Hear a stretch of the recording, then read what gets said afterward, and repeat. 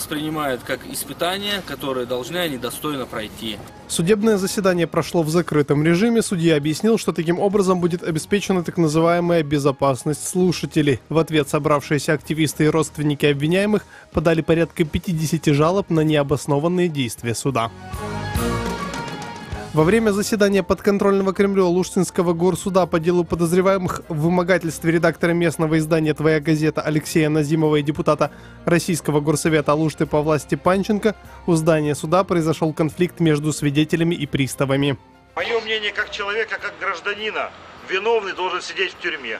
Постоянно сталкиваемся с такими трудностями. Всегда говорят, то заседание закрыто, то их не привезли. Только заседание объявляется на перерыв, нас предвзято выгоняют из залов заседания суда. Свидетель по так называемому делу Степанченко Алла Литвинчук рассказала, что с пренебрежительным к себе отношением они сталкиваются постоянно. Против самой Литвинчук также возбудили уголовное дело по обвинению в даче ложных показаний. Пограничное управление ФСБ России по Крыму заключило контракт с компанией из Пензенской области России на создание 50-километрового заграждения на админгранице с материковой частью Украины. Об этом сообщается на сайте Госзакупок России. Цена контракта составила почти 204 миллиона рублей, при начальной цене около 213 миллионов рублей. Источником финансирования является российский бюджет. Министр иностранных дел Канады Христя Фриланд заявляет, что Канада выделяет Украине 7,5 миллионов канадских долларов помощи для Донецкой и Луганской областей. Кроме того, Фриланд рассказала, что канадским заводам разрешили продавать оружие Украине. Ми включили Україну в той список країн, котрим дозволено канадським заводам продавати зброю. Це просто перший крок. Ранее Фриланд встретилась с президентом Украины Петром Порошенко. По сообщению администрации президента Украины, стороны скоординировали дальнейшие шаги для продвижения инициативы о размещении миротворческой миссии ООН на Донбассе. Назначенный Кремлем глава правительства Крыма Сергей Аксенов заявил, что первым по Керченскому мосту после того, как тот будет сдан в эксплуатацию, проедет президент России Владимир Путин. Такое заявление Аксенов сделал 21 декабря в эфире программы «Серьезный разговор» с Сергеем Михеевым на телеканале «Крым-24». По его словам, Керченский мост и новый терминал аэропорта Симферополь могут сдать в эксплуатацию раньше запланированного срока. Президент России пока не комментировал заявление Аксенова. Генеральная ассамблея ООН 21 декабря поддержала резолюцию, осуждающую решение Вашингтона признать Иерусалим столицей Израиля. Документ поддержали 128 стран, 9 выступили против, еще 35 воздержались. В частности, Австралия, Канада, Мексика и Филиппины. Глава палестинской национальной администрации Махмуд Аббас назвал голосование победой Палестины. 20 декабря президент США Дональд Трамп заявил, что проанализирует результаты рассмотрения резолюции и предположил, что Вашингтон может прекратить предоставлять финансовую помощь странам, которые ее поддержат. В аннексированном Крыму профессиональная работа превращает журналистов в мишень. Такое мнение высказал заместитель главы миссии посольства США в Украине Джордж Кент во время презентации книги Николая Семины «Крымский репортаж. Хроники оккупации Крыма 2014-2016» в Киеве. В качестве примера американский дипломат привел крымского журналиста Николая Семину, которого российские власти обвинили в публичных призывах к нарушению территориальной целостности России. И о погоде. В Крыму температура воздуха на данный момент -1 градус, на Чонгаре и в Новоалексеевке также -1. Керченская переправа работает в штатном режиме. Все 3 пункта пропуска на админгранице с Крымом работают без изменений. В студии был Андрей Гивко. Оставайтесь на волнах радио Крым Реалии и слушайте утреннее ток-шоу с Сергеем Макрушиным.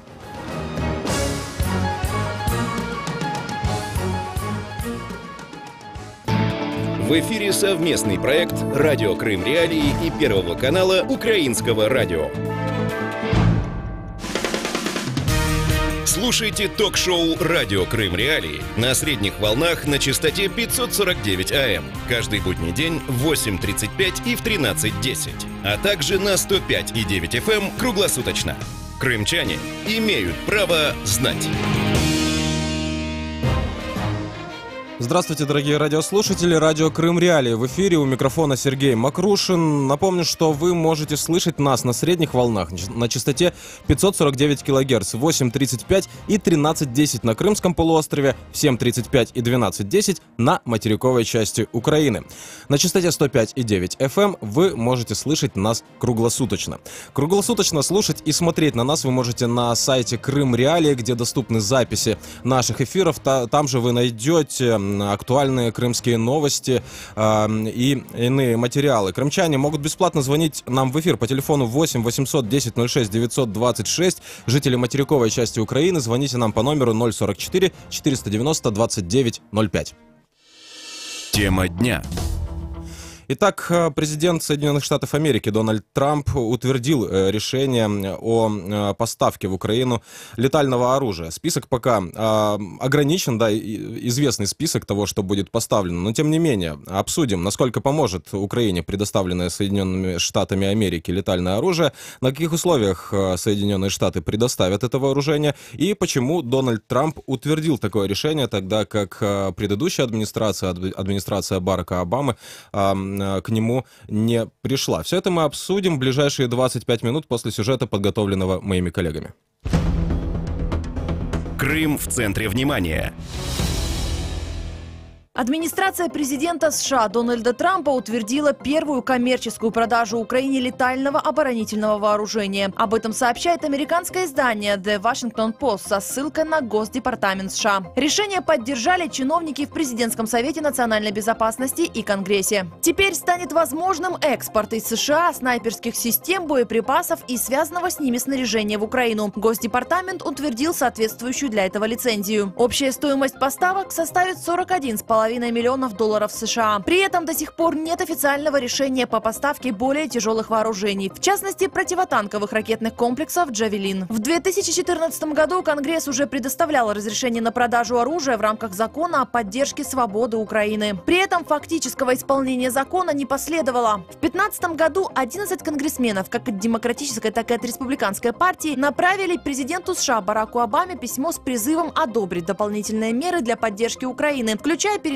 летального оборонительного оружия украинским военным. За все время своей каденции Обама неоднократно высказывал свои сомнения по поводу поставки оружия Украине. В частности, на пресс-конференции в феврале 2015-го в Вашингтоне он отмечал, для прекращения военного конфликта на Донбассе США в большей мере полагается на санкции. Вероятность силового решения всегда была низкой. Надо понимать, что у России сильная армия, но народное сообщество может повысить цену, которую заплатит Россия за происходящее. Москва уже дорого заплатила за то, что случилось. Да, это не заставило Путина изменить курс, но имело негативное влияние на российскую экономику, и мы продолжим оказывать такое давление. Пресс-секретарь президента России Дмитрий Песков на новость о поставке оружия отреагировал заявлением о том, что решение администрации Трампа может привести к кровопролитию. Он заявил, оружием якобы могут воспользоваться так называемые украинские националисты, которые стремятся к силовому методу урегулирования ситуации на Донбассе. Крым в центре внимания. Продолжаем эфир. Напомню, что говорим мы сегодня о поставках летального оружия из Соединенных Штатов в Украину, которая была одобрена президентом Дональдом Трампом. Напомню, что вы можете присоединиться к нашему разговору по номеру телефона 8 800 10 06 926. Если вы находитесь на территории Крымского полуострова, звонки на этот номер бесплатны. Жители материковой части Украины, звоните нам по номеру 044 490 29 05. Кроме того, я внимательно читаю ваши комментарии под нашими трансляциями на нашей странице в сети Facebook и на ресурсе YouTube. Наиболее конструктивные мы, конечно же, озвучим. Кроме того, напомню, что вы можете присылать нам свои материалы и интересующие вас темы. Мы обязательно рассмотрим все ваши предложения. Все контакты вы можете найти на сайте Крым Реалии. Я приветствую в нашем эфире Антона Михненко, эксперта Украинского центра исследования армии, конверсии и разоружения. Антон, здравствуйте. Да, доброе утро. Итак, если отслеживать эту информацию по публикациям, да, в СМИ, можно понять, что речь идет пока только о поставке самозарядных снайперских винтовок модели М107А1, боеприпасов к ним и связанных с ними комплектующих и аксессуаров. Насколько это поможет увеличить обороноспособность Украины? Ну, во-первых, я бы рассматривал данное обстоятельство с двух моментов, с двух сторон. Первое. То, что это позитивное решение со стороны Дональда Трампа о предоставлении летального оружия для Украины. Это, как бы можно сказать, такой определенный старт, который дает возможность говорить о том, предприятиям американским в том числе, что с Украиной, в принципе, можно будет торговать в дальнейшем, что можно рассчитывать на какую-то определенную перспективу. Кроме того, это определенный месседж уже даже и Путину о том, что Соединенные Штаты, невзирая на ту критику и на тот шквал эмоций, которые Российская Федерация каждый раз говорит в адрес Соединенных Штатов, когда они намереваются передавать оружие Украине, это определенный знак тому, что Трамп и его команда будут передавать оружие и дальше. Это первый шаг, скажем так, чтобы они после этого, Путин и его команда, отреагировали и начали какие-то действия предпринимать. Америка, безусловно, рассчитывает на то, что в конце концов будет какая-то реакция и Путин пойдет на попятную. Но на самом деле неизвестно, как это будет в дальнейшем развиваться события. Это одна сторона медали. С другой стороны, нельзя сказать, что такого плана винтовки не были поставлены в Украину. Они приходили в Украину по линии Национальной гвардии и других силовых структур, в том числе и для вооруженных сил. Но они приходили как по категории охотничьи снайперские винтовки, то есть они не переходили как военные. Что это означает для простого понимания? Что они приходили к нам не в качестве какого-то определенного комплекта, потому что нужно понимать, что снайперская винтовка — это снайперский комплекс целый. Это метеостанция и комплекс наблюдения, и непосредственно сама винтовка. Если мы будем получать уже в комплексе, это достаточно серьезно повысит боевые возможности украинской армии. Почему? Потому что эта винтовка стреляет достаточно далеко. Это определенная конкуренция, достаточно серьезная конкуренция для тех винтовок российского производства, которые используются сепаратистами на Донбассе, в частности винтовки Корт, которые точно тоже стреляют на расстоянии до 2 километров. То есть, при хороших навыках, может быть, и дальше стрелять. То есть, в принципе, мы, когда будем попадать, грубо говоря, в снайперскую дуэль, которая может происходить на Донбассе, будем держать противника на достаточно хорошем расстоянии. Потому что такого плана винтовок в Украине, имеется в виду, до агрессии, российской агрессии, не было. Сейчас эти винтовки уже позволяют нам решать достаточно серьезные задачи. Напоминаю, что с нами на связи Антон Михненко, эксперт Украинского центра исследования армии, конверсии и разоружения. Антон, по вашим данным, на каких условиях будут эти поставки? Дело в том, что ранее, в сентябре, Сенат Соединенных Штатов утвердил бюджет страны на 2018 год, где было заложено финансирование как раз для поддержки Украины в сфере безопасности и обороны. Тут нужно немножечко разделять, понимаете, есть момент тогда, когда мы говорим о возможности предприятиям американским продавать оружие Украине и возможности Украины приобретать это оружие непосредственно у американских производителей. Это одна сторона медали. А другая сторона медали — это когда мы получаем то или иное вооружение от Соединенных Штатов Америки в качестве помощи. Там процедура немножечко иная. Она заключается в том, что американский бюджет предусматривает деньги. Эти деньги, они в принципе остаются в Соединенных Штатах Америки, потому что с бюджета они идут непосредственно производителю, то есть Министерство обороны или какая-то другая силовая структура Соединенных Штатов приобретает это у производителя, и после этого она обеспечивает доставку ее в Украине. Украина в этой ситуации получает вооружение и должна со своей стороны обеспечить финансовую поддержку только сервисного обслуживания того вооружения, которое к нам попадает.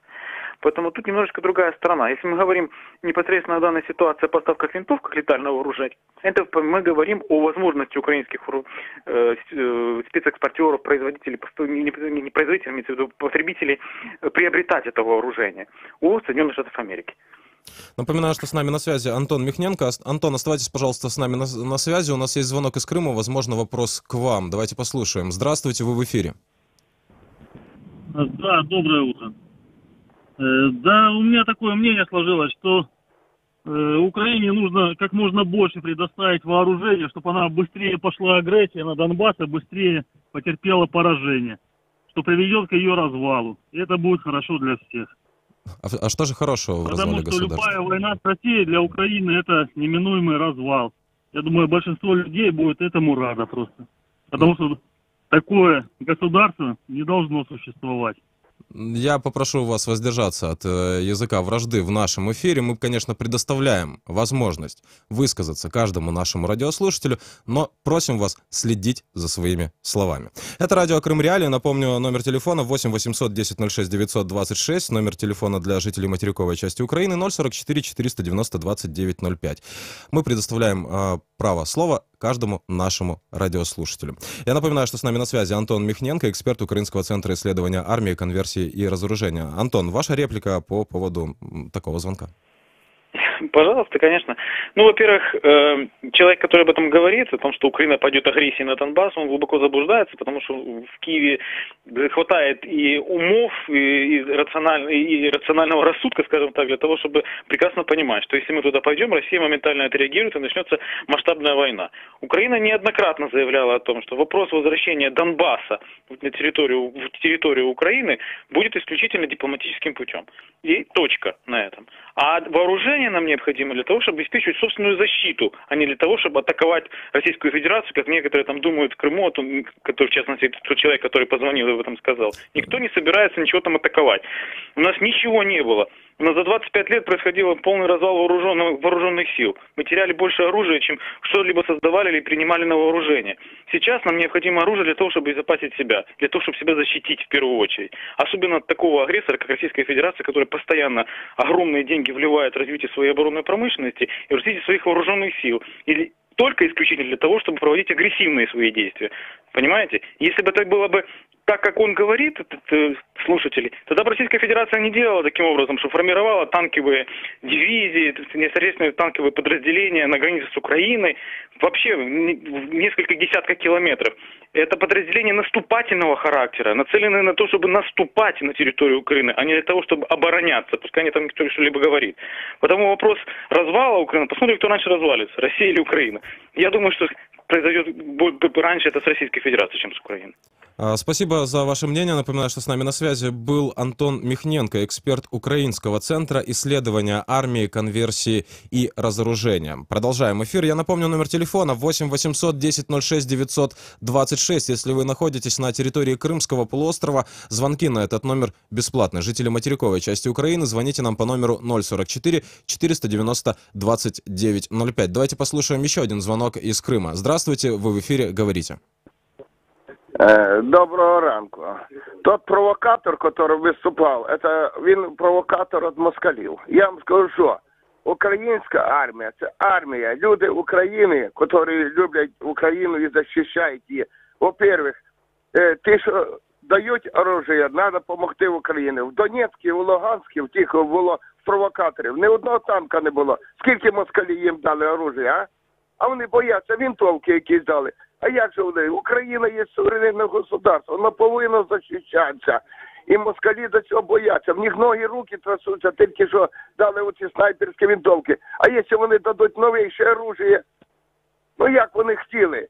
Вони що думають, що просто так Україну задавити? Ні, вони потеряли Україну. Не так. Що то імператор думав, що він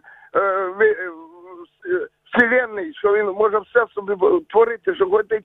Не вийде.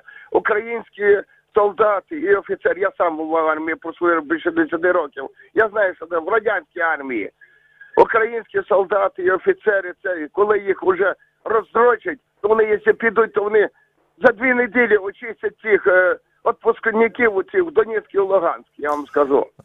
Благодарим за ваше мнение. Напомню, номер телефона 8 800 10 06 926. Для жителей Крымского полуострова звонки на этот номер бесплатны. Жители материковой части Украины могут звонить нам по номеру 044 490 2905. Напоминаю, что принять участие в эфире есть возможность у каждого нашего радиослушателя. Я приветствую нашего следующего собеседника. Олег Жданов, военный эксперт, бывший офицер оперативного управления Генштаба Вооруженных сил Украины. Олег, здравствуйте. Но давайте послушаем. У нас есть еще один звонок. Давайте послушаем и после этого начнем разговор. Здравствуйте, вы в эфире говорите. Алло. Да. Здравствуйте, это Владимир из Крыма. Значит, мое мнение такое, и не только мое. Зачем Украине летальное оружие, зачем армия? Они стремятся в НАТО. А НАТО их защитит.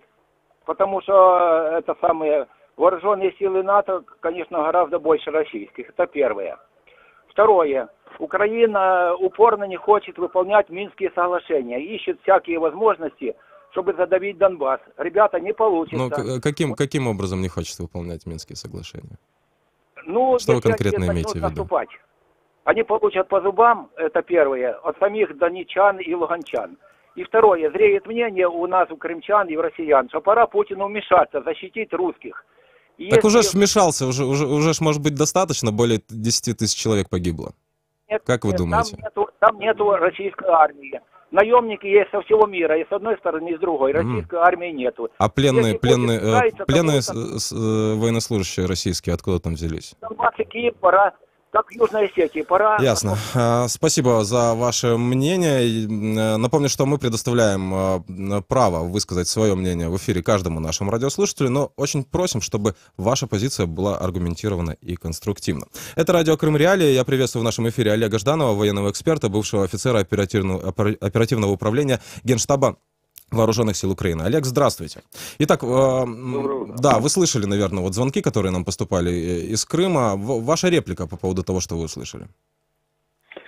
Ну, я скажу, что вот последний особенно мне понравился. Человек апеллирует исключительно теми тезисами, которые звучат с экранов российского телевидения. Он даже не хочет вникать в сущность вопроса и в то, что реально происходит на территории Украины, в Донецкой и Луганской области. Хотелось бы услышать вашу оценку того, как то вооружение, которое будет поставлено уже, как известно, да, Украине, как оно поможет усилить обороноспособность украинской армии? Ну, я вам скажу так, что от помощи грех отказываться. Какая бы она ни была. В любом случае, и даже эти винтовки, о которых там сейчас идет речь, они более современные, более мощные. И в любом случае они улучшат позиции наших снайперов в отношении тех, которые с той стороны.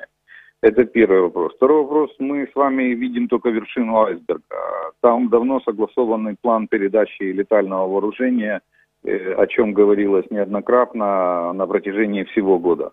И как только бюджет Соединенных Штатов вступит в действие с 1 января 2018 года, вся военно-техническая помощь, уже согласованная на сумму $350 миллионов, начнет поступать в вооруженные силы Украины. Поэтому любое усиление боеспособности армии – это наш вопрос национальной безопасности. Какое оружие, которым располагают Соединенные Штаты, было бы эффективнее, на ваш взгляд, для усиления обороноспособности Украины? В чем есть потребности украинской армии? Ну, я считаю, что в первую очередь потребности есть и в системах ПВО ближнего радиуса действия, то, о чем говорили, что оно согласовано, кстати, для передачи. В тех же джавелинах, противотанковых комплексах есть потребность. Есть потребность в контрбатарейных радарах, есть потребность вот в таком стрелковом оружии, у которого и мощность, и дальность действия намного больше, чем у винтовок советского образца. Поэтому еще можно сюда добавить стрелковое оружие, которое тоже будет поставляться в рамках этой военно-технической помощи. Ну и не забывайте, что помощь помощью, ну есть страны, которые сняли, точнее включили Украину в список стран, которым можно продавать все виды летального оружия. Это такие, как Канада, Чехия, Польша, страны Балтии. Вот. Канадцы нам предлагали еще в 2014 году F-16 свои. Я думаю, что мы их получим, может быть, в 2018 году. Спасибо. Напоминаю, что с нами на связи был Олег Жданов, военный эксперт, бывший офицер оперативного управления Генштаба Вооруженных сил Украины. И в продолжении эфира действительно появилась информация. Глава Министерства иностранных дел Канады Христя Фриланд рассказала, когда Украина может начать закупки оружия у Канады. Об этом она заявила на совместной с главой украинского МИД пресс-конференции. Цитата. «В Украине уже известно о включении Украины в список стран, которым разрешено продавать оружие. Украина с 13 декабря уже есть в этом списке. В Канаде существует сложный процесс контроля экспорта оружия. Это большая ответственность для нашего правительства». Конец цитаты. Об этом заявила госпожа Фриланд. Мы продолжаем эфир. С нами на связи Олег Саакян, украинский политолог. Олег, здравствуйте. Итак, давайте попробуем разобраться, почему же такое решение стало возможным для администрации Дональда Трампа и почему администрация Барака Обамы к нему не пришла. Добрый день и вам, и слушателям. Ну, прежде всего, конечно же, администрации разные, но при этом и политическая ситуация в Соединенных Штатах Америки и в Канаде несколько изменилась. В частности, если говорить по Соединенным Штатам Америки, то одно дело это демократическое большинство, другое дело республиканское. На сегодняшний день в основном вся власть находится в республиканской партии. Более того, Трамп настолько эффективная пугалка для всей политической системы Соединенных Штатов Америки, что тут даже удается порою и входить в консенсус с демократической партией. В частности, украинский вопрос, он прям перенасыщен пугалками. Здесь и Путин, здесь и Трамп, здесь и европейское пространство и безопасность на нем в целом, и американские интересы. Соответственно, это становится уже вопросом не просто национального интереса Соединенных Штатов в Америке, а национальной безопасности. А тут и Конгресс, и Сенат достаточно сплочены. Трамп последний год, даже чуть более, очень активно Трампа Конгресс и Сенат совместными усилиями вгоняли в достаточно неширокий коридор маневра, особенно по внешней политике. Мы видим, что украинское направление сначала фактически было выведено из-под прямого влияния Трампа назначением Курта Волкера, человека из команды Маккейна, сильного американского политика, бывшего кандидата в президенты. Был поставлен Курт Волкер, человек, который более чем самодостаточен на этой должности, который работал фактически напрямую с Конгрессом. Далее мы видели уже заявления и Рекса Тиллерсона, и других американских игроков, которые фактически уже шли вразрез с официальной позицией Трампа, которую он декларировал ранее. Ну вот о том, как принималось... Не столько Трамп, да, о том, сколько как... вся Америка. Да, я прерву, извините. Как принималось решение, немного сообщает об этом The Washington Post со ссылкой на собственные источники. Издание пишет, источники в администрации Дональда Трампа, издание пишет о том, что президент США лично одобрил решение выдать лицензию на продажу после того, как ему было предоставлено письменное решение министра обороны Джеймса Мэттиса и госсекретаря Рекса Тиллерсона. И мы говорили о Джонни Маккейне, да, он действительно поддержал это решение и выразил надежду, что это только начало этого процесса. Цитата: «Решение утвердить продажу снайперских винтовок и боеприпасов должно быть только первым шагом. Я призываю президента разрешить дополнительные продажи оборонного смертоносного оружия, включая противотанковые боеприпасы, и в полной мере использовать средства на помощь, предоставленные Конгрессом». У нас буквально пару минут осталось. Ваша оценка, да, того, насколько будет продолжен этот процесс, увеличится ли перечень оружия, которое будет предоставлено Украине? Не в ближайшие дни, не в ближайшие месяцы, но он увеличится в течение этого года. Динамика противостояния показывает, что Россия идет на краткосрочные эскалации, на провокации по линии соприкосновения раз. Два, Россия не собирается отказываться от собственных амбиций ни в коей мере. И это продемонстрировал и Путин на своей пресс-конференции, и последние действия Российской Федерации, заявления ее спикеров, и весь информационный дискурс свидетельствует о том же. Соответственно, нарастание этого сотрудничества, оно так или иначе будет. Если говорить об Канаде, то тут, скорее всего, даже поставки оружия будут, возможно, больше, более активны, нежели с Соединенными Штатами Америки. Во многом можно предположить, что и Соединенные Штаты Америки, возможно, будут способствовать процессу поставок оружия именно канадской стороной. В частности, данный документ был подписан на фоне очередной провокации со стороны Российской Федерации, ряда заявлений, эскалации на фронте и, в конце концов, заявления об выходе из СКК. Поэтому, если будут еще выпады со стороны Российской Федерации, определенные дипломатические либо военные демарши, то шансы на предоставление более серьезного вооружения, на возможность покупки такого вооружения, не будут возрастать. Благодарю вас. Напоминаю, что с нами на связи был Олег Саакян, украинский политолог. Это радио «Крым Реалии». Дежурит у микрофона сегодня Сергей Макрушин. Продолжим через несколько минут.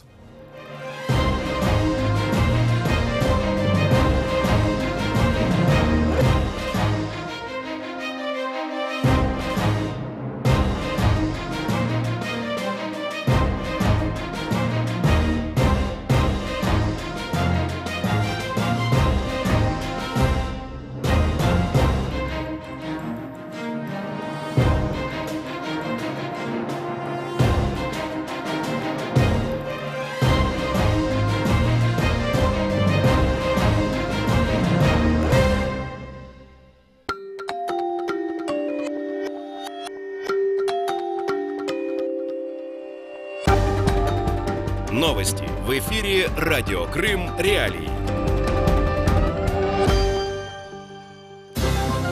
Доброе утро, в студии Андрей Гивко в этом выпуске. Ханский дворец может быть потерян для всемирного наследия. Досрочные выборы в Каталонии завершились. Крымчанам поднимут минимальную зарплату. Далее подробно. Ханский дворец в Бахчисарае навсегда потерял шанс войти в список объектов всемирного наследия ЮНЕСКО из-за проведения российскими властями Крыма некачественных реставрационных работ. Такое мнение в комментарии «Крым Реалии» высказал бывший глава Республиканского комитета АРК по делам межнациональных отношений и депортированных граждан Эдем Дудаков, который побывал на месте проведения работ. Эксперт утверждает, что строители фирмы, которая ведет работы в Ханском дворце, никогда не занимались реставрацией подобных объектов и, цитирую, прошли подготовку в Казани. Однако, по мнению эксперта, стили поволжских и крымских татар абсолютно разные, поэтому фирма-подрядчик не имеет компетенции для того, чтобы вести подобные работы. Размер минимальной заработной платы во внебюджетных организациях в Крыму будет составлять 9,5 тысяч рублей вместо 8100 рублей с 1 января следующего года, заявил назначенный Кремлем глава правительства Крыма Сергей Аксенов. По его словам, соответствующее изменение было внесено в трехсторонний договор между правительством подконтрольного Российского Крыма, местными объединениями профсоюзов и крымскими объединениями работодателей. Досрочные выборы в Каталонии завершились, об этом сообщает сюжет 112 канала. Прогнозы политических аналитиков оправдались, все партии набрали примерно равное число голосов.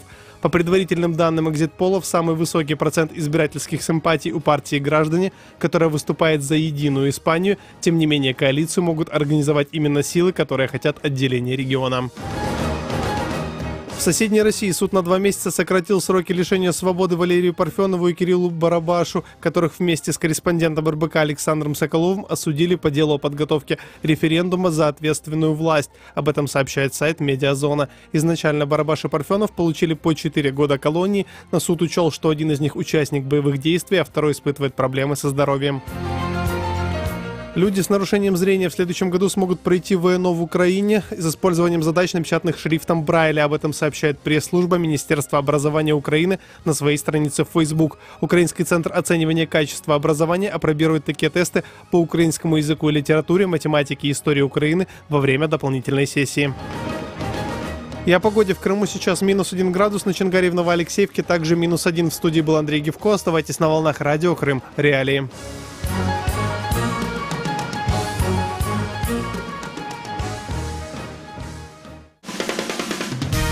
Слушайте ток-шоу «Радио Крым Реалии» на средних волнах на частоте 549 АМ. Каждый будний день в 8:35 и в 13:10. А также на 105,9 FM круглосуточно. Крымчане имеют право знать. Продолжаем эфир радио Крым Реалии. У микрофона Сергей Макрушин. Напомню вам, что вы можете слышать нас на средних волнах на частоте 549 кГц каждый день в 8:35 и 13:10 на Крымском полуострове, в 7:35 и 12:10 на материковой части Украины. На частоте 105,9 FM вы можете слышать нас круглосуточно. Также круглосуточно доступен сайт Крым Реалии, где вы можете не только посмотреть записи наших эфиров, но и найти другие актуальные материалы о том, что происходит на Крымском полуострове. Крымчане могут бесплатно звонить нам в эфир по телефону 8 800 1006 926. Для жителей Крымского полуострова звонки бесплатные. Жители материковой части Украины звоните нам по номеру 044 490 29 05. Также напомню, что вы можете комментировать наши трансляции в сети Facebook и на ресурсе YouTube. Мы все внимательно читаем и конструктивные комментарии будем озвучивать. Кроме того, вы можете связаться с нашей редакцией, предложить свои материалы или темы, которые вы бы хотели, чтобы мы подняли в нашем эфире. Контакты все необходимые для этого вы можете найти на сайте Крым Реалии. Тема дня. Итак, День ФСБ широко отметили во временно оккупированном Крыму. Этот день известен как День чекиста. 20 декабря это отмечали. 100 лет тому назад было создано ВЧК. И вот, собственно, хранители этих традиций теперь отмечают свой профессиональный праздник в Крыму, на полуострове, на котором живет очень много потомков тех, кто стали жертвами работы людей этой профессии. Итак, о том, что известно из истории о работе российских спецслужб, как много в Крыму живет потомков жертв политических репрессий, что хранилось в крымских архивах КГБ, о чем рассказывают рассекреченные документы советских органов государственной безопасности в Крыму. Об этом всем мы поговорим после сюжета, подготовленного моими коллегами. Крым в центре внимания. 20 декабря в аннексированном Севастополе отмечали День ФСБ. 100 лет со дня образования Всероссийской чрезвычайной комиссии. Изначально этот праздник в России так и назывался – Днем чекиста. Работников ФСБ поздравлял и подконтрольный Кремлю глава Крыма Сергей Аксенов. В соцсети Facebook появился пост, где Аксенов благодарит российских силовиков. Он отметил, сейчас работа спецслужб особенно важна, а нынешнее поколение сотрудников ФСБ, цитирую, достойно продолжает славные традиции предшественников. Наглядным примером эффективности работы управления ФСБ по Республике Крым и Севастополю является пресечение попыток совершения террористических актов на территории Крыма, деятельности иностранных агентов и экстремистских организаций, а также успехи в борьбе с преступностью и коррупцией. Президент России Владимир Путин также поздравил работников ФСБ во время своего выступления в Москве. Знаю, какую умелую, тонкую, оперативную работу вы ведете, переигрывая иностранные разведки, нанося удары по оргпреступности и коррупции. Уверен, что всегда будут незыблемыми такие требования к сотрудникам органов безопасности, как строгое следование Конституции и закону, высочайшая ответственность, честность и личная порядочность. Тем временем в Санкт-Петербурге прошел марафон пикетов. Активисты, сменяя друг друга каждые полчаса, держали плакаты с именами жертв сталинских репрессий и политзаключенных современной России. Дата-то людоедская. Ну как можно справлять праздник? Можно же было выступить коллективу и написать письмо. Давайте мы там откажемся от этой даты. Давайте подумаем с общественностью, там, с общественной палатой, с интеллигенцией России, с оппозицией. Как выйти из этого ужаса, из этого кровавого омута? Сегодня в аннексированном Крыму ФСБ возглавляет Виктор Палагин. Ведомство включает в себя управление ФСБ России по Крыму и Севастополю, а также подконтрольную Кремлю пограничную службу и ФСБ по Черноморскому флоту. Крым в центре внимания. Продолжаем эфир. Это радио Крым Реалии. Сергей Макрушин у микрофона. Напомню, что у каждого нашего слушателя есть возможность присоединиться к нашему эфиру. Для этого есть специальный номер телефона 8 800 10 06 926. Звонки с Крымского полуострова на этот номер бесплатны. Жители материковой части Украины могут присоединиться к нашему разговору по номеру 044 490 2905. Я приветствую в нашем эфире Андрея Зубова, российского историка. Андрей, здравствуйте.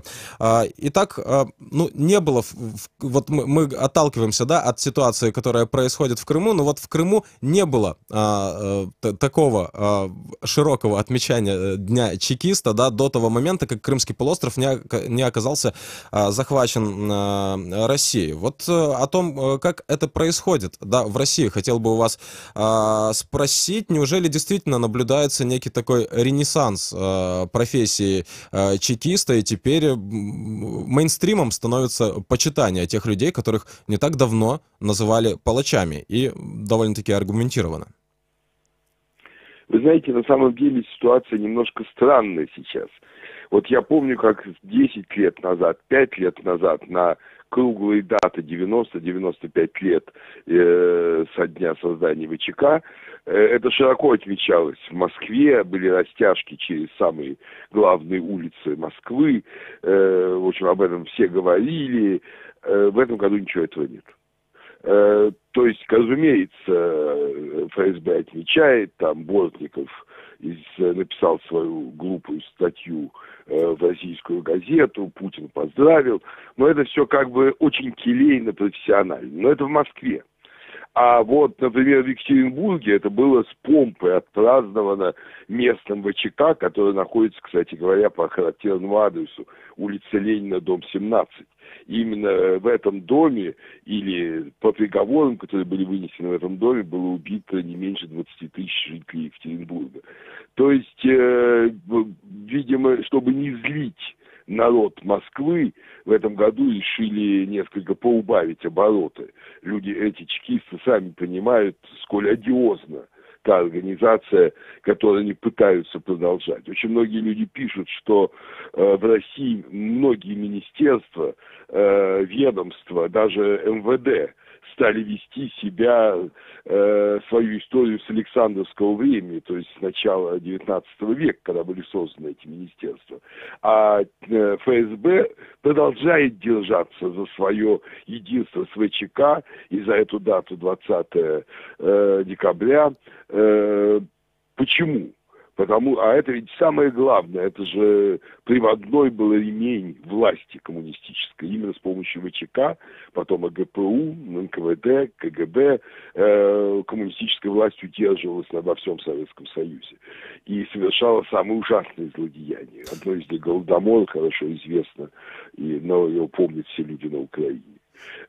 Так что, видимо, по сути, эта власть осталась как бы новым изданием коммунистической власти, той власти, которая захватила нашу страну в 1917 году.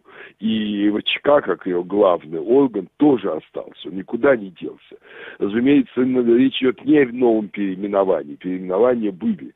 Он должен быть распущен, и вообще должны новые совершенно люди создать новую службу безопасности России, ничего общего не имеющие даже по своему послужному списку со службой в этих органах КГБ, ФСБ. Так было сделано во всех странах, преодолевших коммунистический режим в Восточной Европе, и так должно быть сделано, безусловно, и в России. Ну, раз уж Федеральная служба безопасности России, да, так старается выглядеть преемником спецслужб Советского Союза, хотел бы спросить вот о чем. Есть ли какая-то приблизительная цифра количества людей, которые стали жертвами чисток, терроров и прочих процессов, которые проходили при участии вот этих сотрудников, да, спецслужб, я имею в виду чекистов? Если... Ну, знаете, абсолютных цифр назвать нельзя, тем более, что нельзя, потому что никто не может. У нас, например, в книге «История России 20 век» плавающие цифры. Понимаете, что такое жертвы? Жертвы — те, кто были убиты в затылок выстрелом из пистолета, или те тоже, кто были уморены голодом, как на Украине, на Кубани, в Казахстане. Или жертвы те, кто умерли в лагерях, или те, кто не умерли, но были искалечены, не могли создать семьи. Или жертвы все те, у кого, как у крестьян, у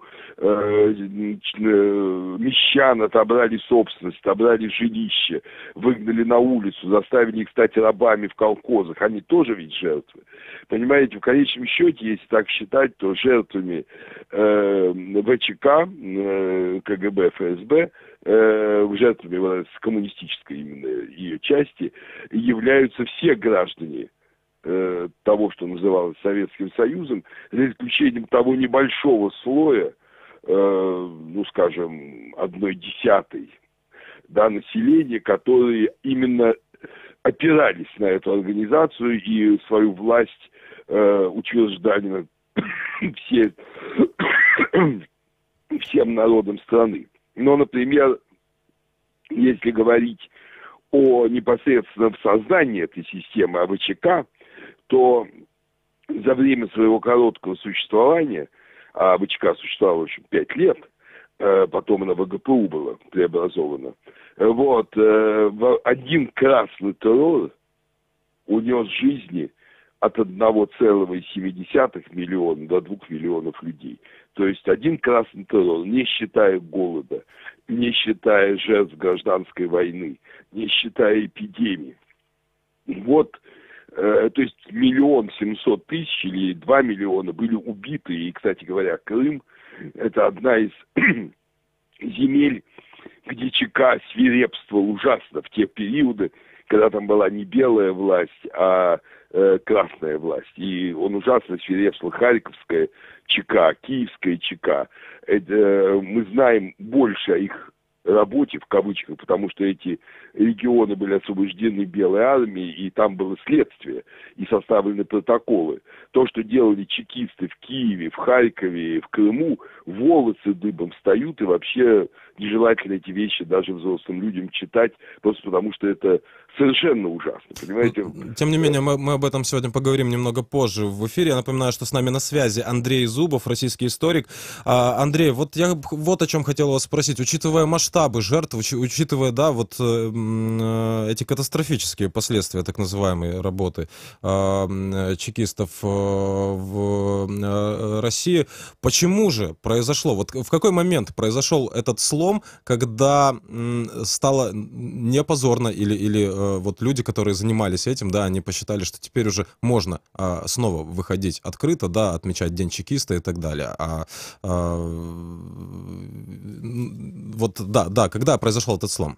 Да, это произошло вскоре после прихода Путина к власти. И сам приход Путина к власти в 2000 году, уже приход, когда были выборы, когда действительно за него проголосовало большинство граждан России тогда, в марте 2000 года, вот, это была некотором роде реакция на то, что называли вот этими смутными 90-ми годами, когда была такая вольница и бандитизм, хотя они понимали, что все это было тоже во многом организованное под контролем ФСБ, проходило, и бандитов крышевал ФСБ, этого не понимали простые люди. Они думали, что вот придут честные чекисты, действительно, как бы с чистыми руками, как говорят, с холодной головой, и установят в России порядок. И, в общем-то, эта вера продолжалась, я думаю, до где-то 8-9 года, когда экономическая ситуация стала в России ухудшаться, стало ясно, что никакого порядка не установлено, а наоборот, коррупция и разные безобразия все больше и больше в нашей стране. И вновь, когда был оккупирован Крым, когда Путин начал войну на Украине, тогда опять была вот эта надежда, что вот, это государственники, это люди, которые хотят восстановить империю. К сожалению, у многих людей больное сознание. Но теперь это уже ушло, исчезло, и потому что люди, опять же, ничего от этого не получили, а жить стали намного хуже, и сейчас такое отрезвление происходит в русском обществе, довольно сильное, и опять же все вспоминают, кто такое КГБ, ФСБ на самом деле. Именно поэтому в Москве не стали праздновать это публично, потому что, москвичи, как может быть, люди более образованные в целом, в массе, они это лучше понимают, и возмущение было бы очень большое. И в Петербурге, как вы знаете, большое возмущение вот этим, тем, что ФСБ, КГБ до сих пор существует как преемственная организация. Так что это началось с Путиным, и я уверен, что это уходит сейчас. И уходит вместе со всей советской системой, со всеми этими памятниками Лениным, со всеми этими советскими образами. Это постепенно начнет уходить в сознание людей, а если начнет уходить в сознание людей, то в конце концов уйдет и из нашей общественной и гражданской жизни. Спасибо. Напоминаю, что с нами на связи был российский историк Андрей Зубов. Мы продолжаем эфир. Это радио Крым Реалии. Сергей Макрушин у микрофона. Напомню, что вы можете присоединиться к нашему эфиру по номеру 8 800 10 06 926 для жителей Крымского полуострова. Звонки на этот номер бесплатные, для жителей материковой части Украины есть номер телефона 044 490 29 05. Звоните нам. Я приветствую в нашем эфире Олега Бажана, старшего научного сотрудника Института истории Украины, составителя сборника с архивами КГБ по истории Крыма. Олег, здравствуйте. Итак, давайте поговорим о том, какой же след оставили чекисты в історії Крима. Слід зауважити, що застосування масових репресій як засобу політичної боротьби з противниками влади РАД і опозиційно налаштованими громадянами було однією з важливих умов встановлення і функціонування радянського тоталітарного режиму. І особлива роль у здійсненні оцих політичних репресій в країні РАД і на території Кримського півострова було саме надано це органам Держбезпеки. Таким першим органом радянської влади Держбезпеки в Криму була Кримська ЧК. Вона була створена у першій декаді грудня 1920 року і, звичайно, втілювала в життя саме радянський тоталітаризм.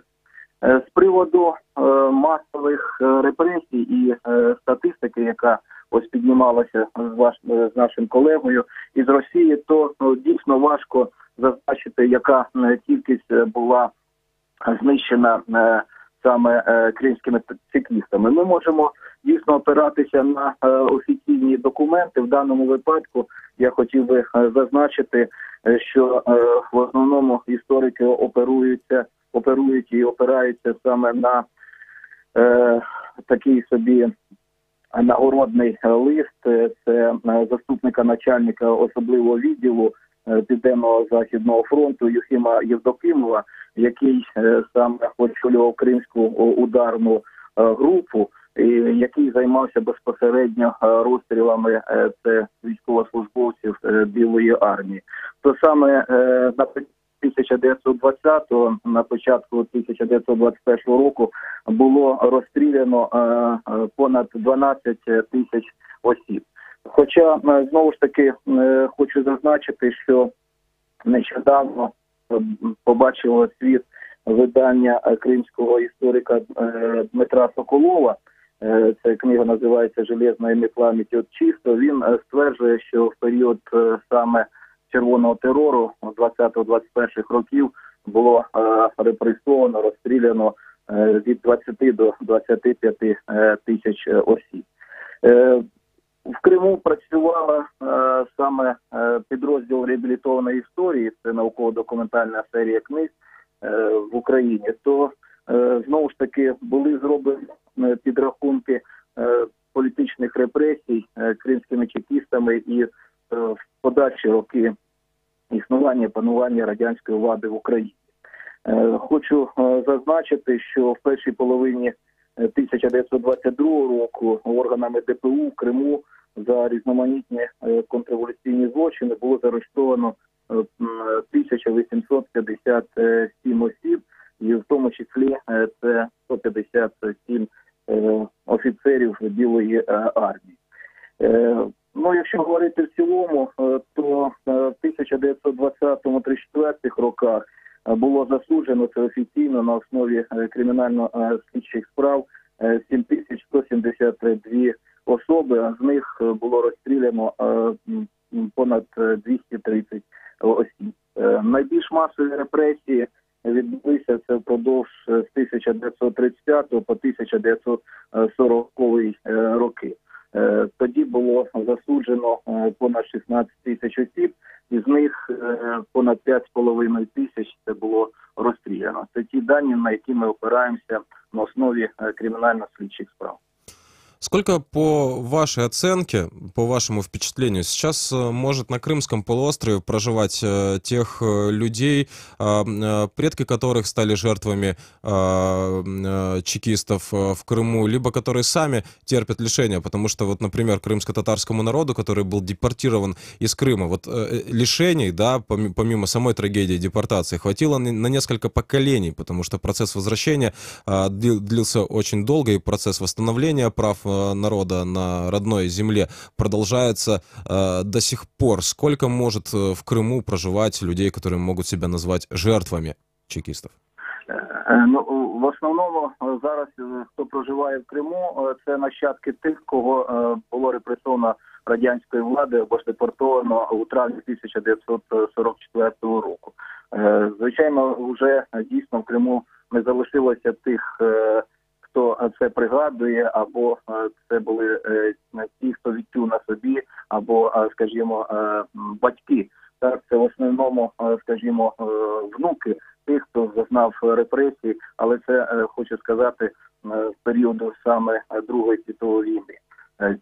Ну, а звичайно, якщо говорити про період 20-30-х років, то це, звичайно, вже таких людей, мабуть, вже і немає. Спасибо. Напоминаю, что с нами на связи был Олег Бажан, старший научный сотрудник Института истории Украины, составитель сборника с архивами КГБ по истории Крыма. Продолжаем эфир. Это радио Крым Реалии. Сергей Макрушин у микрофона. Вы можете принять участие в нашем прямом эфире по номеру 8 810 06 926. Жители материковой части Украины могут позвонить нам по номеру 044 490 2905. Я приветствую в нашем эфире Синавера Кадырова, крымско-татарского активиста, активиста, правозащитника, политзаключенного времен СССР. Синавер, здравствуйте. Итак, давайте же поговорим о том, сколько же людей, которые сейчас живут в Крыму, они стали жертвами действий чекистов. Вот историк, да, перед нами был в эфире, Олег Бажан, он говорит о том, что уже мало осталось очевидцев, да, тех событий, но тем не менее вы очевидец, вы политзаключенный времен Советского Союза. Если мы говорим о крымско-татарском народе, можно вспомнить как минимум Мустафу Джемилева, который был депортирован еще в младенческом возрасте с Крымского полуострова и всю жизнь потратил свою на то, чтобы вернуться на родину. Ваше мнение относительно того, сколько людей сейчас жертв чекистов живет на Крымском полуострове и как они смотрят на этот ренессанс чекистов, когда в Крыму публично чествуют тех, кто называет себя преемниками ВЧК, НКВД, КГБ, ГПУ, и когда в Крыму проводят выставки, посвященные этим людям? Ну, давайте, добрый день. Давайте, я бы не согласился с автором этих слов, что осталось небольшое количество жертв репрессий.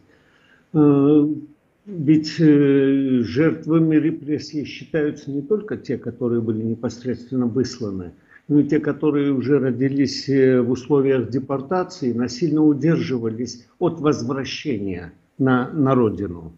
И, собственно говоря, тем самым способствовали созданию такого массового движения, как национальное движение крымских татар, где участвовали уже и юноши, достигшие, в общем-то, полового возраста, и старики.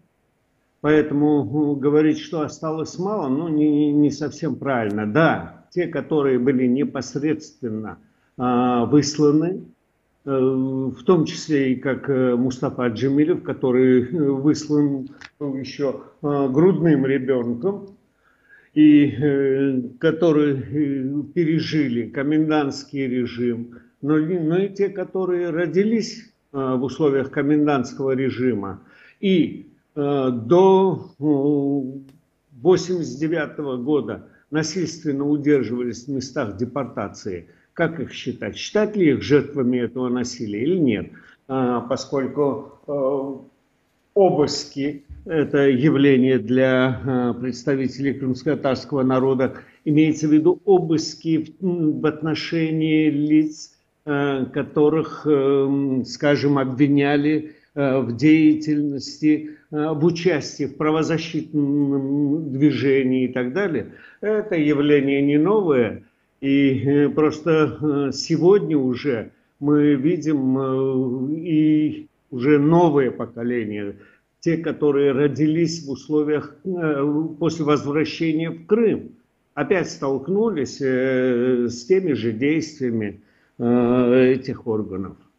Поэтому здесь бы я не был бы столь категоричен в утверждении, что тех, которые пострадали непосредственно от деятельности этих органов, осталось небольшое количество.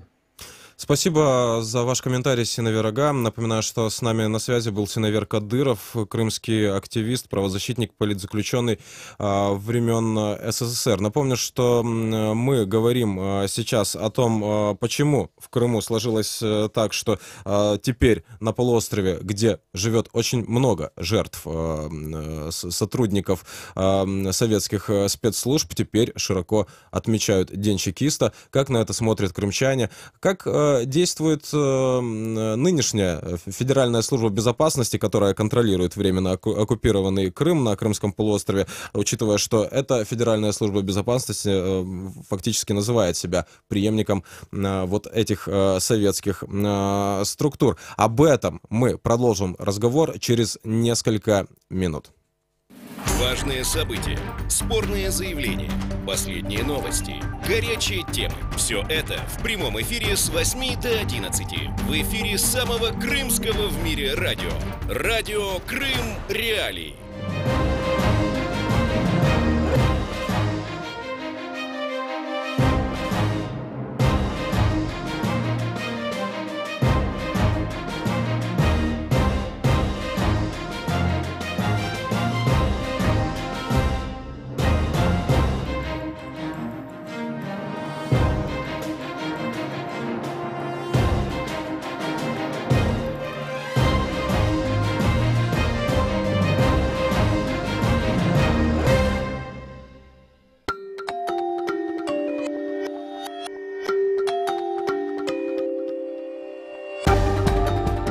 Новости в эфире «Радио Крым. Реалии». Доброе утро, в студии Андрей Гевко в этом выпуске. Семья Виджея Кашка договорилась с адвокатом. Партия Пучдемона лидирует на каталонских выборах. Российские рок-группы выступят в Симферополе. Далее подробно. Сын и внучка умершей в Крыму крымско-татарской активистки Виджея Кашка накануне заключили соглашение с адвокатом Маметом Мамбетовым. Об этом сообщает корреспондент Крым Реалии. Ранее 18 декабря Али Кашка и Алия Кашка получили повестку из Следственного комитета МВД Крыма. 19 декабря они посетили следователя, но показания давать отказались, сославшись на статью 51 Конституции России. Отстраненный лидер Каталонии Карлес Пучдемон вместе со своей политической силой побеждает на региональных выборах 21 декабря. Об этом свидетельствуют предварительные результаты голосования, основанные на обработке 76% голосов. Согласно этим данным, партии сторонников отделения Каталонии от Испании могут получить 70 мест в 135-местном региональном парламенте. Партия Пучдемона вместе за Каталонию получает 34 места. Крымчан информируют о возможности сокращения сроков рассмотрения заявлений о реабилитации жертв политических репрессий. Как сообщает информационный центр УМВД России по Севастополю, граждане, подвергшиеся депортации, могут самостоятельно направлять заявление о выдаче архивных справок о факте пребывания на спецпоселениях. Соответствующее разъяснение обнародовано на сайте УМВД России по Севастополю 21 декабря. В Крыму 24 октября новым главой подконтрольного Кремлю Комитета по делам межнациональных отношений и депортированных граждан полуострова стал Ленур Абдураманов. Российские рок-группы «Крематорий» и «Калинов мост» выступят в Симферополе 22 декабря. Информация о запланированном концерте обнародована на официальных сайтах этих музыкальных коллективов. Как сообщается, концерты двух российских рок-групп состоятся в музыкальном театре на проспекте Кирова. Стоимость билетов на концерт варьируется от 1200 до 3500 рублей. Украинская сторона неоднократно подчеркивала, что иностранцы, приезжая в аннексированный Россией Крым через закрытые Украины пункты пропуска, нарушают украинское законодательство. И о погоде. В Крыму температура воздуха на данный момент -1 градус, на Чонгаре в Новоалексеевке также -1. В студии был Андрей Гевко. Оставайтесь на волнах самого крымского в мире радио и слушайте продолжение утреннего ток-шоу с Сергеем Макрушиным.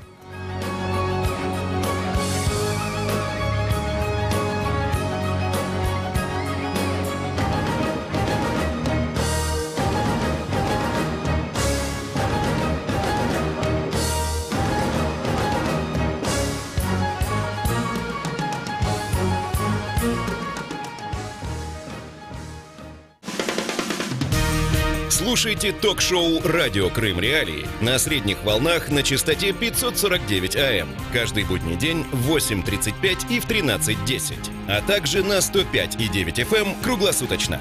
Крымчане имеют право знать.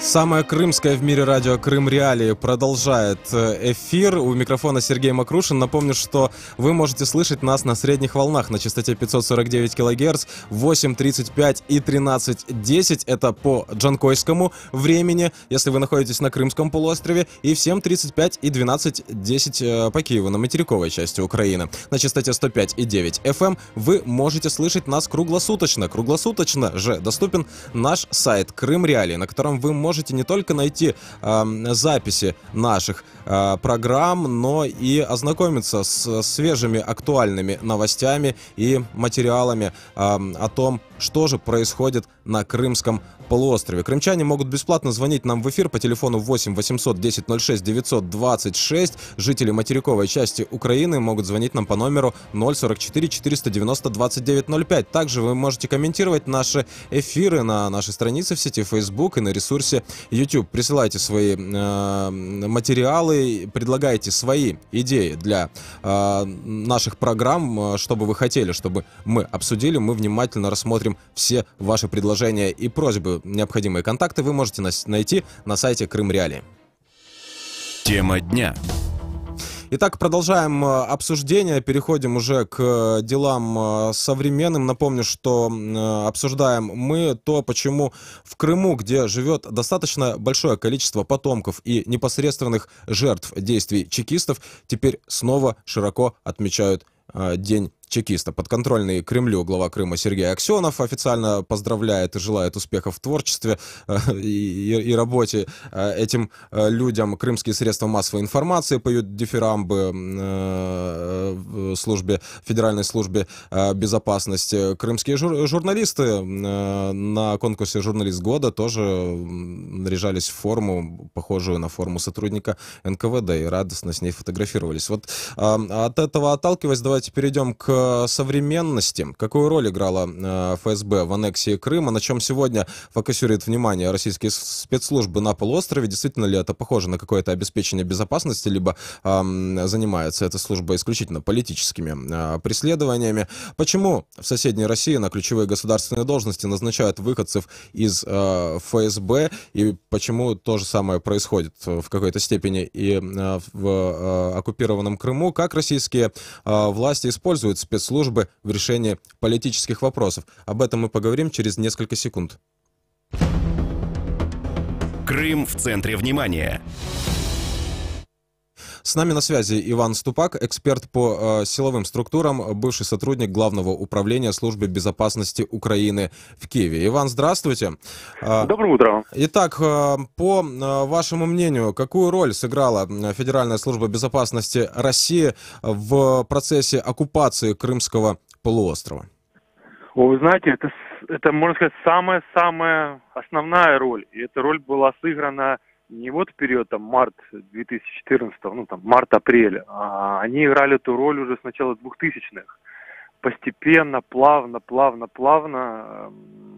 подминали под себя военных наших, точно так же моих бывших коллег по службе безопасности Украины, поскольку находился там Черноморский флот России.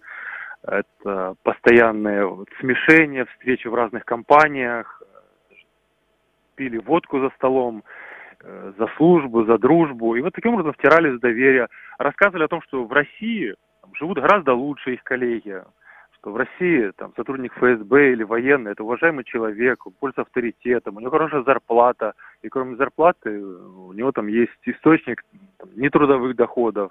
Конечно, наши военные, мои бывшие коллеги с открытым ртом слушают информацию и, скажем так, съедали ее, эту наживку. Поэтому в какой-то мере, можно сказать, продались, прямо продались за мечту жить гораздо лучше, не здесь зарплату получать какую-то нищенскую, а как в России, и полномочия у тебя, и уважение, и власть.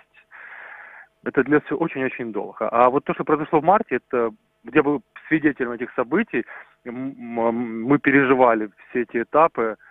Скажу так, у нас была основная команда в службе, ничего не делать, ждать, чем закончится. А почему так случилось? Почему была такая команда? Потому что ведь служба безопасности Украины — это первый, кто должен становиться на защиту территориальной целостности страны. Естественно.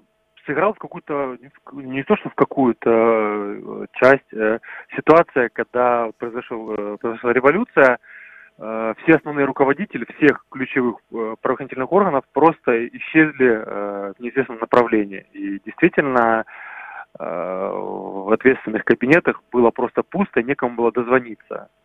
Но тут нужно отметить другую ситуацию. Ведь же захват происходил не за 15 минут, не за 20 минут, не за час, не за день. То есть за несколько дней зашли войска, несколько дней, недель даже отжимали воинские части, референдум проходил. Никто не вмешался. Для меня до сих пор загадка, почему из Киева не были отправлены подразделения, которые нужно было сформировать. Возможно, рассчитывали на то, что вот сейчас оно рассосется, как-то главное не драконить противника, чтобы он не приступил к каким-то активным мерам, чтобы не было кровопролития. Сейчас, конечно, легко рассуждать, что можно было сделать, но я считаю, что в принципе можно было делать какие-то активные шаги. Тем более воинских частей там было достаточное количество для того, чтобы дать отпор. Как вы считаете, может ли это быть связано с тем, что Служба безопасности Украины до 24 февраля 2014 года возглавлял Александр Якименко, который до 1998 года был еще служащим вооруженных сил Украины, и затем быструю довольно-таки карьеру себе сделал, и при Януковиче стал главой службы безопасности Украины? В этой ситуации я бы не сказать, что она очень значительная. Значительно, наверное, была ассимиляция российских военных и сотрудников спецслужб в Крыму. Там проходили парады, если вы помните, там совместные учения, там обычно бытовая жизнь происходила вот бок о бок с российскими военными и сотрудниками спецслужб. Поэтому они плавно дошли в доверие к нашим ответственным сотрудникам. Плавно это все происходило. Вот по поводу действий сотрудников СБУ в Крыму. Вернулось, насколько я помню, порядка 10% или 11% от штатного количества того, которое было до аннексии.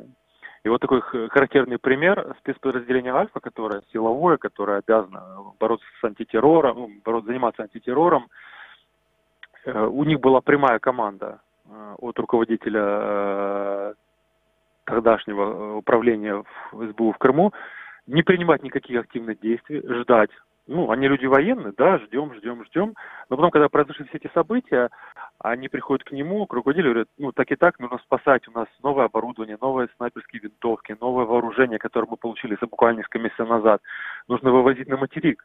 Он говорит, ребята, я остаюсь здесь, и оружие остается точно так же здесь, свободно. Понятно. Напоминаю, что с нами на связи Иван Ступак, эксперт по силовым структурам, бывший сотрудник Главного управления СБУ в Киеве. Напоследок вам такой вопрос. Известно ли вам о том, что же сейчас происходит с теми бывшими сотрудниками СБУ, которые теперь, получается, присягнули, да, нарушили присягу народу Украины, присягнули другому народу и теперь отмечают свой профессиональный праздник в День чекиста. Довольны ли они жизнью? Смотрите, известно ли вам что-то? В два этапа расскажу вам. Буквально через месяца-полтора после аннексии моему коллеге раздался звонок с неизвестного номера, коллеги по службе. Он поднимает трубку, и такой голос: «Привет, алло, это я, ты меня узнал, не называй меня по имени».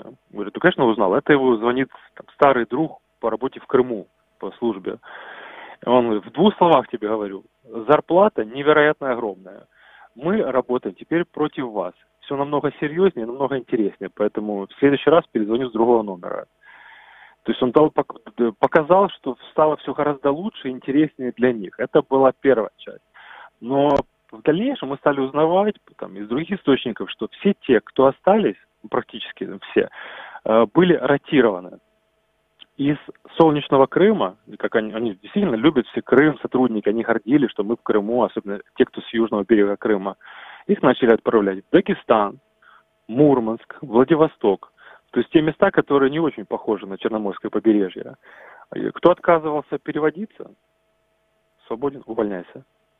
Там не любят предателей. С нашими предателями поступают как с ненадежными людьми. От них они понимают, что в случае чего, это опять же люди переметнутся на сторону Украины или еще на какую-то другую сторону. Поэтому им доверять нельзя, и их нужно разбрасывать по всей территории России. А она очень немаленькая, и есть куда отправить таких вот коллаборантов. Благодарю вас. Напоминаю, что с нами на связи был Иван Ступак, эксперт по силовым структурам, бывший сотрудник Главного управления Службы безопасности Украины в Киеве. Продолжаем эфир. Говорим мы о том, почему же в Крыму теперь не стесняются праздновать свой профессиональный праздник люди, которые считают себя преемниками чекистов, тех людей, которые оставили достаточно широкий кровавый след в истории Крыма. На территории Крымского полуострова живет достаточно много тех, чьи предки или кто сам стал жертвой действий сотрудников ГПУ, НКВД, КГБ. И сегодня мы видим такую ситуацию, что та служба, которая называет себя преемником, да, этих структур, у нее тоже уже в Крыму набралось достаточное количество жертв. Я приветствую в нашем эфире Александра Подробинника, российского правозащитника и общественного деятеля. Александр, здравствуйте. Итак, по вашему мнению, чем же занимается сейчас Федеральная служба безопасности России в Крыму? Похоже ли это на действительно какое-то обеспечение безопасности, либо она решает исключительно какие-то политические вопросы? Это одно и то же. Федеральная служба безопасности занимается обеспечением безопасности нынешнего режима, правящего режима, точнее власти, и она, безусловно, ведет свое преемство от всех предыдущих структур, начиная от ВЧК, и очень хорошо доказывает это на практике.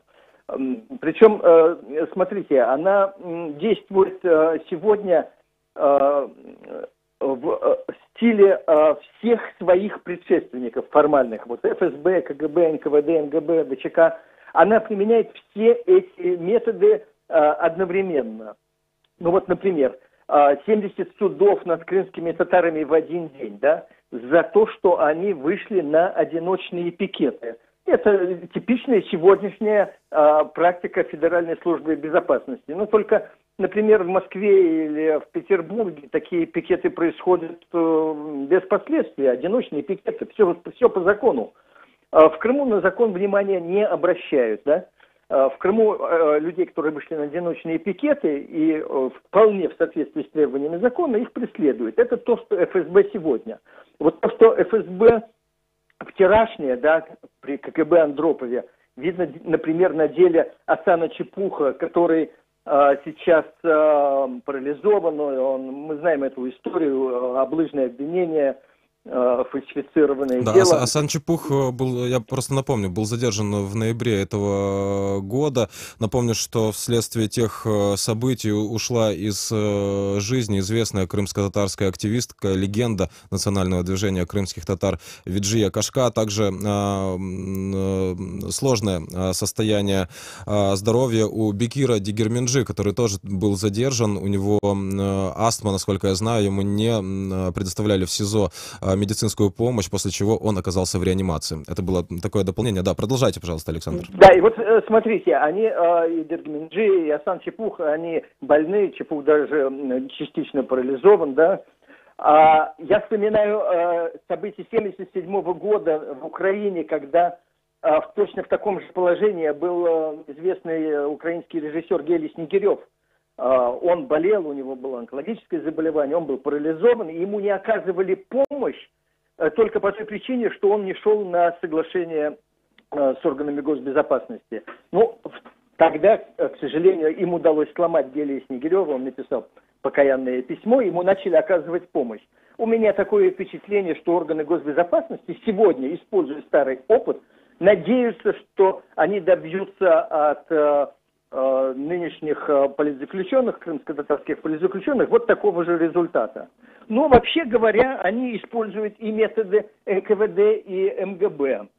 Например, в деле так называемых крымских коммерсантов Владимира Присича обвиняют в том, что он дальнобойщик, его обвиняют, что он вместе со своими товарищами запоминал, какие машины военные где стоят, фиксировал передвижение войск и сообщал об этом на Украину. Ну, в общем, дурацкое обвинение в шпионаже в стиле 30-х годов. Но дело не только в этом. Его пытают, когда он дает не тот ответ, который хочет услышать следователь, его пытают током и говорят: подумай над своим ответом. Вот это стиль НКВД и МГБ. Ну и, конечно, они не брезгуют и тем, чем занималась ВЧК сразу же после революции и во время гражданской войны. То есть в Крыму происходит похищение людей, убийства без всяких судебных разбирательств, без какого-либо подобия законности. Да, возможно, мы здесь можем вспомнить еще историю Ришата Аметова, который был похищен с площади Ленина, куда он вышел на одиночный пикет, вот как раз во время событий, да, когда происходила оккупация Крыма, и спустя некоторое время его тело было найдено в лесополосе, если я правильно помню, со следами ужасных пыток. Это тело было выброшено, насколько известно, незадолго до так называемого референдума. Это, я так понимаю, что таким образом еще пытались устрашить, да, и вот это тоже входит в те методы, о которых вы говорите. В этом конкретном деле, может быть, ФСБ могло бы отговориться, что Крым тогда не находился под юрисдикцией России, но такие случаи повторялись и в дальнейшем. Но на тот момент уже был оккупирован Россией, ведь фактически. Да. Де факто да. Вот так вот ФСБ кумулирует, собирает опыт всех своих предшественников. И, безусловно, они здесь добиваются своего профессионального успеха. В этом смысле, в смысле политических репрессий. Но если мы говорим о том, что ФСБ использует старый опыт на Крымском полуострове, можем ли мы сейчас говорить, что Крым вообще, да, для Федеральной службы безопасности соседней, Россия стал таким полигоном для обкатки каких-то, возможно, новых инструментов для того, чтобы затем уже успешно применять их в России? Безусловно, безусловно. Крым – это, конечно, полигон политических репрессий в России. Ну, я бы сказал, что они обкатывают не столько новые, сколько хорошо забытые старые, и даже не очень хорошо забытые старые методы. Все, что происходит в России, происходит и в Крыму, но в Крыму это все выглядит таким сгущенным образом, концентрированном виде. Там происходят репрессии такие, какие в остальной России еще не слишком распространены. Короче говоря, политическое будущее Крыма – это будущее России. Да, если вот мы говорим о будущем, то не лишним будет вспомнить, чем закончилась история Советского Союза, государство, которое во многом опиралось на действия чекистов, которые устраивали террор, чистки, массовые, да, преступления. Мы о них говорили сегодня уже в нашем эфире. И чем закончилась эта история, мы тоже знаем. Рискует ли Россия повторить этот круг? А вы знаете, дело в том, что для чекистов, для КГБшников эта история закончилась хорошо. Никто из них не был наказан, никто не был привлечен к ответственности. Все палачи остались на своих местах, многие получили повышение и работают по своей прежней службе. И я думаю, что это их вдохновляет. То, что у нас не было декоммунизации, не было люстрации, и то, что палачи не были наказаны, чекисты, безусловно, ощущают как свою победу и как такой вдохновляющий пример того, что можно продолжать действовать в том же духе и дальше. А то, что служба их слегка пошатнулась, ну, знаете, все наши нынешние власти за последние 25 лет спасали чекистов от возмездия, начиная с Ельцина, который защитил КГБ в августе 1991 года, не дав подвергнуть его разгрому. Но вместе с тем, если мы вспомнили о Борисе Ельцине, он говорил о том, что это позор, то, что было в истории Советского Союза, что это необходимо прекратить. Да, в частности, это он говорил в Соединенных Штатах во время одной из поездок, если я правильно помню. Да. В какой момент вот произошел этот слом, да, мы уже говорили, и почему этот слом стал возможен? То есть, почему Россия, да, не отреклась от тех практик, которые были в Советском Союзе, тогда, когда была для этого, наверное, возможность, чтобы начать, и в том числе и декоммунизацию? Ну, вы правы насчет того, что он говорил об этом, тогда многие об этом говорили, но я не устаю повторять о том, что надо обращать внимание не на то, что они говорят, а на то, что они делают. И при том, что Борис Ельцин и его окружение говорили о необходимости декоммунизации, о том, что со старым покончено, но при этом они очень тщательно защищали службу госбезопасности от всяких покушений на нее, да, они защищали ее как структуру. И мне кажется, что вот такой слом, ну, такая развилка произошла именно в августе 1991 года, когда на следующий день после демонтажа памятника Дзержинскому народ, собравшийся на площади Дзержинского, нынешней Лубянской площади, хотел блокировать здание КГБ и захватить его, и контролировать архивы. Ельцин со своими помощниками приехал туда, уговаривал всех разойтись, говорил, что со старым покончено. Он вообще любил очень много говорить, и правильно говорил. Но и люди ему поверили и отступили, а не надо было отступать. Я напоминаю, что с нами на связи Александр Подробинок, российский правозащитник и общественный деятель. Я напомню, номер телефона 8 800 10 06 926. Звоните на этот номер с Крымского полуострова. Звонки бесплатные. Жители материковой части Украины могут присоединиться к нам по номеру 044 490 2905. Также напомню, что вы можете комментировать наши трансляции на нашей странице в сети Facebook и на канале YouTube. Напоминаю снова, что с нами на связи Александр Подробинок, российский правозащитник и общественный деятель. Продолжим разговор через несколько секунд. Каждый будний день ведущие радио Крым Реалии информируют крымчан о самых важных событиях на полуострове и в мире. Александр, вот еще хотелось о чем с вами поговорить. Мы уже говорили о тех методах, которые принимает, которые использует Федеральная служба безопасности России в Крыму, об этих репрессивных, да, методах. А действенны ли они? То есть зачем ФСБ это делает и работает ли в современных условиях те инструменты, которыми они, возможно, добивались каких-то результатов в прошлом? Я думаю, что в какой-то мере это действует. Ну, во-первых, конечно, люди, которые осуждают нынешнюю российскую власть, которые недовольны этим режимом, не все готовы идти на открытые противостояния и жертвовать своей свободой, да? Ну, нельзя ждать от людей, что они все, кто недоволен этой властью, они все готовы пожертвовать своей свободой ради того, чтобы что-то изменить. Ну, к сожалению, это так.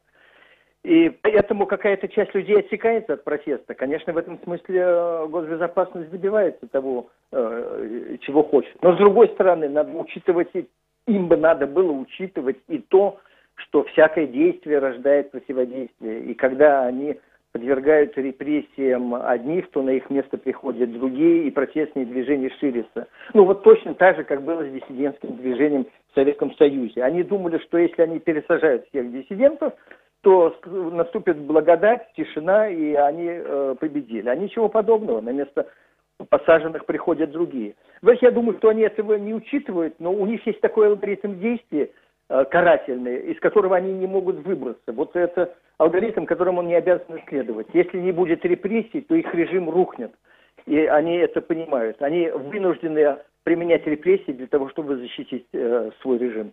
Но ведь эпоха другая, да, и если вот мы вспоминали сегодня эту историю, да, о таком конвейерном судилище в Крыму, когда более 70 дел было назначено на один день, штрафовали крымских активистов, которые выходили на одиночные пикеты, но тут же, да, есть, например, такой пример, что для этих активистов тут же возле зданий судов собирают деньги, да, есть такой крымский марафон, когда каждый может присоединиться к этой акции, помочь тем, кого вот оштрафовали, да, якобы за нарушение закона, по 10 рублей, да, собирают, но есть люди, которые приносят большие суммы, и несколько крупных штрафов уже были таким образом погашены.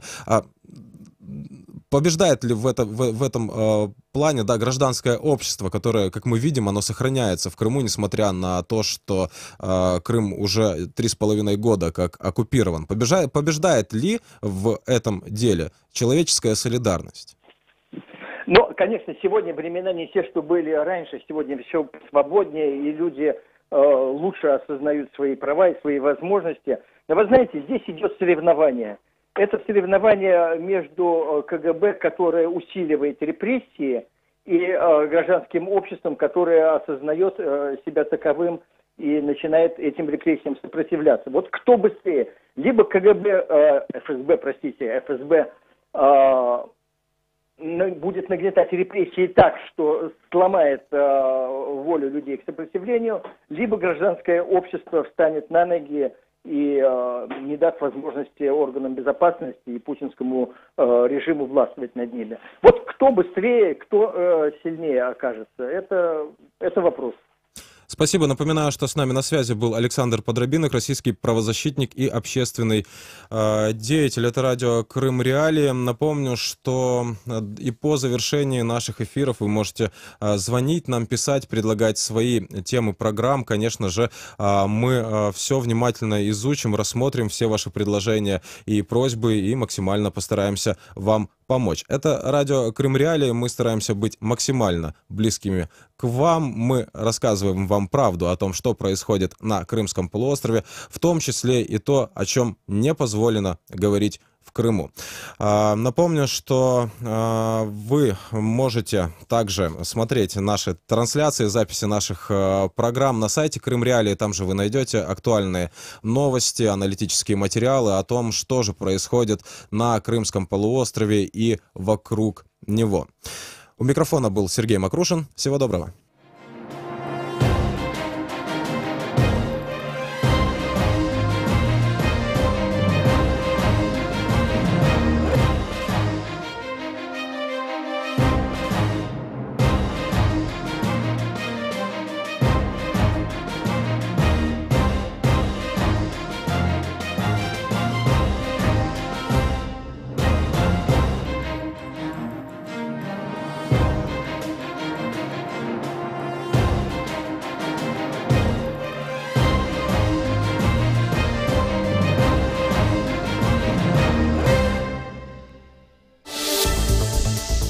Новини Радіо Свобода. 9 година у Києві. З новинами на цей час Ірина Гнатишин. Вітаю вас.